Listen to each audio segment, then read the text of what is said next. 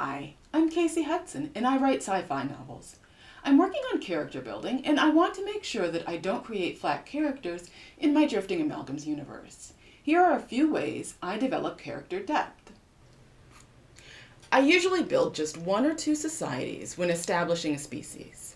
While a large species like humans is likely to have thousands of cultures, only one or two is likely to affect the story at hand.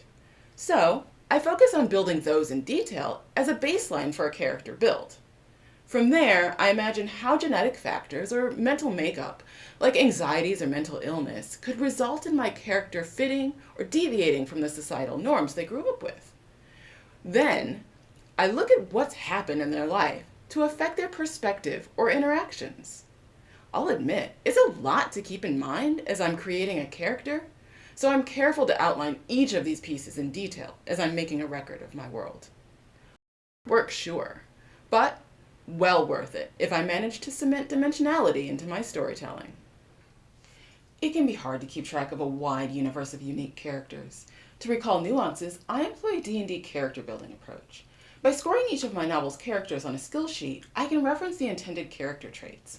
While writing a scene, I can check if the character's dexterity or strength would allow them to do something physical. Or I can look at their charisma to confirm that a conversation could go well. Plus, my sheet has a set of attributes for multidimensionalism. Optimism, introversion, and industriousness are a few additional traits I score my characters on. Just one more way to maintain a consistent and recognizable voice for each character. In science fiction, there are a lot of cool things, and the assumption is that everyone will use all the technology available because, well, it's available. But one way I like to make my characters unique is by thinking about why a character may not use an available technology. Of course, there can be physical or intellectual constraints, especially when cultures at different stages of development are concerned. But I also consider religious or moral concerns, like some of the real-life arguments concerning artificial intelligence.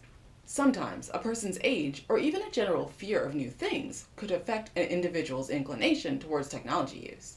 And remember, all tools are a form of technology. So knives for cooking and hunting, and sticks, think arrows and straws, are fair game. Now I'm imagining a character who's scared of straws. Awesome. Until next time, keep creating.